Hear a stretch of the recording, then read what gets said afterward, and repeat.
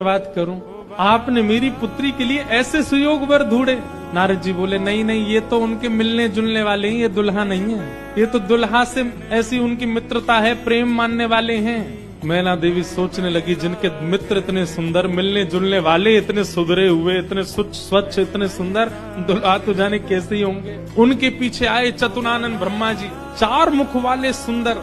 नारद जी ने बताया ही था कि आपके जो होने वाले दामाद हैं पंचवक्रम, 5 मुख हैं उनके। तो 4 मुख देख करके मैना देवी बोली 5वां मुख ऊपर होगा, दिख नहीं रहा है, यही है। बोलो मैं किस मुख से आपका धन्यवाद करूं, आप यही है ना, पंचवक्र है ना, इनके 5 मुख होंगे, 5वां ऊपर होगा। वो नहीं नहीं नहीं, ये तो चतुर्मुख है, ये तो ब्रह्मा जी है, ये भी दुल्हा नहीं है। तीसरे आए इंद्र।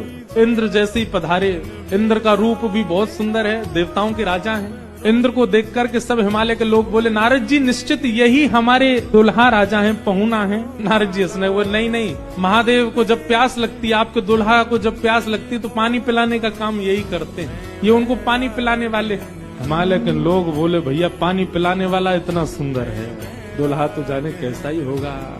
जैसे ही सब देवी देवता जाने लगे, अब दूर से ही हूं हा हा ही आवाज आने लगी। नारद जी बोले बारात आ रही है, अब इन लोगों की व्यवस्था में देख के आता हूँ, आप यहीं खड़ी रहना। नारद जी खिसक लिए वहां से, बोले अब तो पता है क्या होने वाला है। बारात में सबसे ज्यादा बच्चे सब पहले ही पहले पहुंच गए। बोले कहाँ है बारात, कहाँ है बारात। तभी देखा बारात तो आई नहीं, लेकिन हिमालय के सारे बालक चौकड़ी मार के भागते हुए अपने अपने घरों की ओर भाग रहे हैं। घरों के भीतर गए, माता पिता को भीतर बैठा लिया, भीतर से किवाड़ बंद करके बालक सब अपने छाती पे हाथ धर के सांस लेने लगे जोर जोर से। माता पिता ने पूछी क्या हुआ बच्चों, तुम बारात देख करके आए, बड़ा हाथी देख लिया होगा तभी डर गए। बोले हाथी, बोले हमने क्या देखा, हम कैसे वर्णन करें। बच्चों डर के सांस लेने लगे जोर जोर से। माता पिता ने पूछी क्या हुआ बच्चों, तुम बारात देख करके आए, बड़ा हाथी देख लिया होगा तभी डर गए। बोले हाथी, बोले हमने क्या देखा, हम कैसे वर्णन करें। बच्चों से पूछे, बोले क्या बात है। बोले अरे बस पूछिए मत, कैसे प्रेत आए। आज निश्चित ही हम हिमाचल के लोगों के किए हुए पाप आज हमको फल के रूप में मिल रहे हैं कि ऐसी बारात देखने को मिली हमें। एक महादेव नंदी पर सीधे नहीं बैठे, उल्टे बैठे हैं। क्यों?